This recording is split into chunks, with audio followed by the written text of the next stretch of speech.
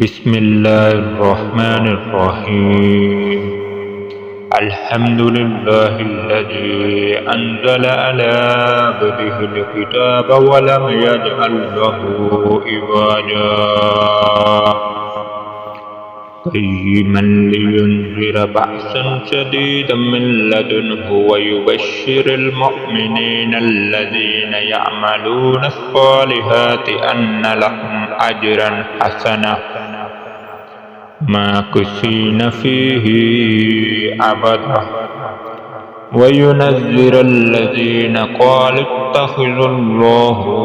ولدا ما لهم به من علم ولا لآبائهم كبرت كلمة تخرج من أفواههم إن يقولون إلا كاذبا فلعلك باخع نفسك على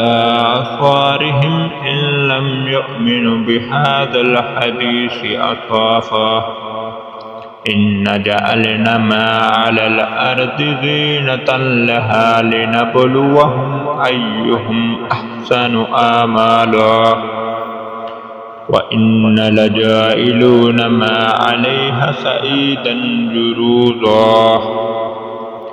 أم حسبت أن أصحاب الكهف والرقيم وكانوا من آياتنا عجبا إذ أوى الفتية إلى الكهف فقالوا ربنا آتنا من لدنك رحمة وهيئ لنا من أمرنا رشدا فضربنا على آذانهم في الكهف سنين عددا ثم بعثناهم لنعلم أيها الحزبين أحصى لما لبثوا أمدا